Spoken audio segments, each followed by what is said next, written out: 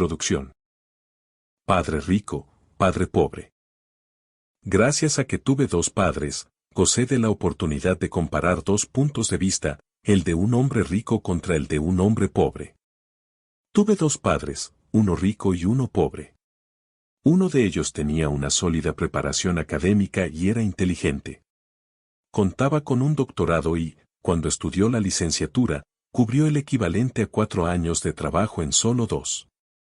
Luego ingresó a las universidades Stanford, Chicago y Northwestern para realizar estudios más avanzados, en todos los casos, con becas. Mi otro padre no pasó de segundo de secundaria. Ambos tuvieron éxito en sus carreras y trabajaron con ahínco durante toda su vida. Los dos llegaron a recibir ingresos muy sustanciosos.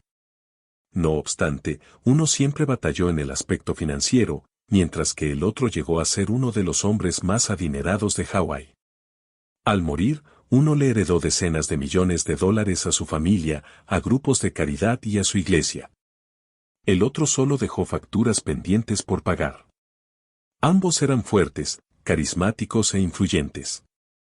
Ambos me ofrecieron sus consejos a pesar de que estos eran muy diferentes entre sí. Y aunque los dos creían firmemente en la educación, nunca me hicieron las mismas recomendaciones en lo referente a mis estudios. Si yo hubiera tenido solo un padre, me habría tocado aceptar o rechazar sus sugerencias, pero el hecho de tener dos me dio la oportunidad de comparar sus puntos de vista, el de un hombre rico contra el de uno pobre. En lugar de aceptar o rechazar a uno u otro, pude pensar más, comparar y, finalmente, elegir por mí mismo. El problema fue que, en ese momento, el rico aún no se había vuelto rico y el pobre tampoco era pobre del todo. Ambos estaban al inicio de sus carreras y enfrentaban dificultades familiares y económicas. A pesar de ello, sus puntos de vista respecto del dinero eran muy distintos. Por ejemplo, uno de mis padres decía, el amor por el dinero es la raíz de todos los males, mientras que el otro afirmaba, no tener dinero es la raíz de todos los males. El hecho de tener dos padres siendo tan joven, me ocasionó conflictos interiores y exteriores. Yo quería ser un buen hijo y escucharlos, sin embargo, no hablaban desde el mismo lugar. El contraste entre sus visiones, y en particular, en lo que pensaban con relación al dinero, era tan extremo, que mi curiosidad fue creciendo y yo me sentí cada vez más intrigado. Y entonces empecé a pensar, por periodos más prolongados, sobre lo que cada uno decía. Pasé buena parte de mi tiempo en soledad preguntándome cosas como, ¿por qué dice eso? Y luego me preguntaba lo mismo respecto a las afirmaciones de mi otro padre. Habría sido mucho más sencillo decir, ajá, tiene razón, estoy de acuerdo con él, o rechazar sus opiniones con algo como, mi viejo no sabe de lo que habla, pero en lugar de eso, tuve dos padres a quienes amé, y que me forzaron a pensar y, finalmente, a construir una opinión propia. A largo plazo, elegir por mí mismo en lugar de solo aceptar o rechazar sus puntos de vista implicó un proceso mucho más valioso. Una de las razones por las que la gente rica siempre puede generar más dinero y los pobres empobrecerse más es porque los temas financieros se enseñan en la escuela y no en casa. Casi todos aprendemos de nuestros padres lo que sabemos sobre el dinero, pero ¿qué pueden los padres pobres enseñarles a sus hijos respecto a este tema? Solo te dicen cosas como, no abandones la escuela, estudia mucho. Increíblemente, esos mismos niños que se gradúan con calificaciones excelentes también pueden tener una programación y estructura mental deficientes en el aspecto financiero. Por desgracia, en las escuelas no se enseña nada sobre el dinero. El sistema se enfoca en habilidades académicas y profesionales, no económicas. Esto explica por qué banqueros, doctores y contadores que siempre obtuvieron buenas calificaciones en el ámbito académico, tienen problemas económicos toda su vida. Nuestra abrumadora deuda pública se debe, en gran medida, a que ciertas autoridades del gobierno y políticos sumamente preparados tomaron decisiones con muy poca o nula educación sobre el dinero. Constantemente me pregunto qué pasará cuando haya millones de personas que necesiten ayuda financiera y médica. Todas ellas dependerán de sus familias o gobiernos. ¿Qué sucederá cuando Medicare y Seguridad Social se queden sin fondos? ¿Cómo sobrevivirá un país en el que la responsabilidad de educar sobre el dinero es delegada a los padres, cuya mayoría serán o ya son pobres? Yo aprendí de mis dos padres porque ambos tenían personalidades influyentes. Tuve que reflexionar sobre los consejos de cada uno y, gracias a eso, conseguí una visión profunda del poder y del efecto que tiene en la vida lo que uno mismo piensa. Por ejemplo, uno de mis padres tenía la costumbre de decir, no puedo darme ese lujo, el otro, en cambio, me prohibió repetir esas palabras. Él insistía en que en lugar de eso me preguntara, ¿qué tendría que hacer para darme ese lujo? La primera es una afirmación y la segunda, una pregunta. La primera te deja sin opciones y la segunda te obliga a pensar para encontrar respuestas. Mi padre rico, que estaba a muy pocos pasos de crear su fortuna, me explicó que al decir, no puedo darme ese lujo, automáticamente tu cerebro deja de funcionar y acepta la idea. Y cuando te preguntas, ¿qué tendría que hacer para darme ese lujo? Lo obligas a trabajar. Cabe señalar que mi padre rico no quería decir con esto que debía comprar todo lo que quisiera. En realidad, él era un fanático del ejercicio mental y consideraba que el cerebro era la computadora más potente del mundo. Decía, mi cerebro se fortalece todos los días porque lo ejercito, y entre más fuerte se hace, más dinero puedo producir. Creía que afirmar, no puedo darme el lujo, escondía tras de sí una especie de flojera mental. Aunque mis dos padres trabajaron con ahínco, llegué a notar que, en lo referente al dinero, uno de ellos dejaba que su cerebro se echara a dormir, en tanto el otro tenía la costumbre de ejercitarlo. A largo plazo, el resultado fue que uno se fortaleció en el aspecto económico y el otro se debilitó. Es algo similar a lo que pasa cuando una persona asiste al gimnasio con regularidad y otra se queda tirada en el sofá viendo televisión. El ejercicio físico adecuado incrementa tus probabilidades de tener buena salud, mientras que el ejercicio mental incrementa las de obtener riqueza. Mis padres mantenían actitudes opuestas y eso afectó la forma que tenían de pensar. Uno creía que los ricos debían pagar más impuestos para así cuidar de la gente menos afortunada. El otro decía, los impuestos son un castigo para quienes producen, y una recompensa para quienes no generan nada. Uno de mis padres me hacía esta recomendación, estudia mucho para que puedas conseguir empleo en una compañía importante.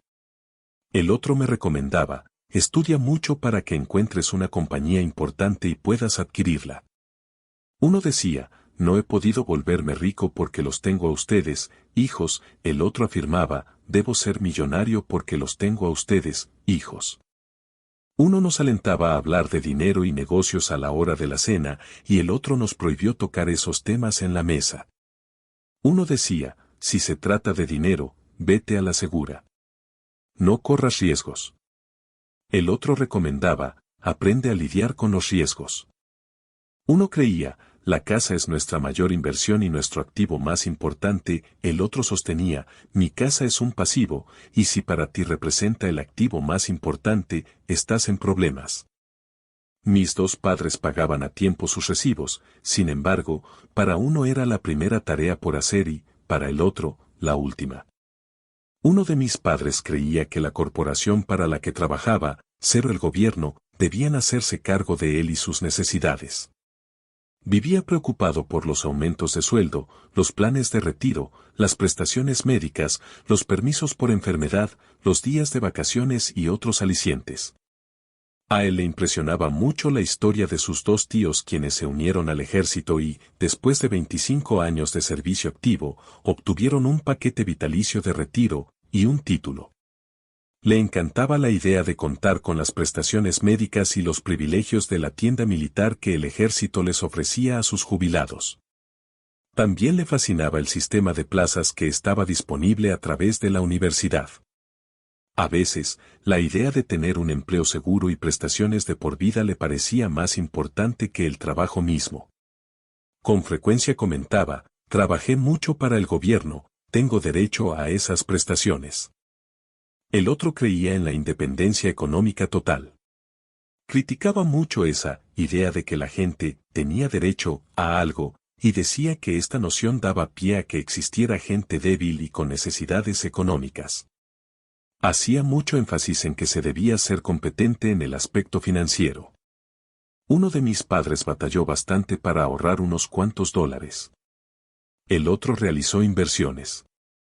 Un padre me enseñó a redactar un currículo impresionante para conseguir un buen trabajo. El otro me enseñó cómo redactar sólidos planes financieros y de negocios para generar empleos. Debido a que fui producto de dos padres fuertes, pude darme el lujo de observar los efectos que los distintos tipos de visiones tienen en la vida personal. Y comprobé que la gente realmente le puede dar forma a su vida a partir de sus pensamientos. Mi padre pobre, por ejemplo, siempre decía, jamás seré rico. Y su profecía se hizo realidad. Mi padre rico, por otra parte, siempre hablaba de sí mismo como una persona adinerada. Decía cosas como, soy un hombre con dinero y la gente como yo no hace estas cosas. A pesar de que después de un golpe financiero importante cayó en bancarrota, continuó refiriéndose a sí mismo como un hombre con recursos. Se cubría al decir, existe una gran diferencia entre ser pobre y estar en bancarrota. La bancarrota es temporal, la pobreza, eterna. Mi padre pobre, decía, no me interesa el dinero, o, el dinero no importa, mi padre rico afirmaba, el dinero es poder. Existe una diferencia entre ser pobre y estar en bancarrota. La bancarrota es temporal, la pobreza, eterna. Es posible que el poder de tu mente nunca llegue a medirse o ser apreciado, pero, desde chico, para mí siempre fue obvio que era importante prestar atención a mis pensamientos y a la forma en que me expresaba. Noté que mi padre pobre no estaba en aquella penosa situación por la cantidad de dinero que ganaba, cantidad nada despreciable, por cierto, sino por sus pensamientos y sus acciones. Como fui un muchacho con dos padres, cobré una profunda conciencia sobre los pensamientos que finalmente decidí aceptar como míos. ¿Debía escuchar a mi padre rico o a mi padre pobre? A pesar de que ambos tenían un enorme respeto por la educación y el aprendizaje, discrepaban sobre lo que les parecía importante que uno aprendiera. Uno de ellos quería que yo estudiara mucho, que obtuviera un título, que consiguiera un buen empleo y ganara dinero. Quería que estudiara para llegar a ser un profesional, abogado o contador, y que luego regresara a la escuela para obtener un título de maestría. El otro me animó a estudiar para volverme rico, a entender cómo funciona el dinero y de qué manera podía hacerlo trabajar para mí. Yo no trabajo para obtener dinero, me repetía constantemente, el dinero es el que trabaja para mí. A los 9 años decidí prestarle atención a mi padre rico y aprender de él acerca de temas financieros. En ese momento también tomé la decisión de no escuchar a mi padre pobre a pesar de que él era quien tenía los títulos universitarios.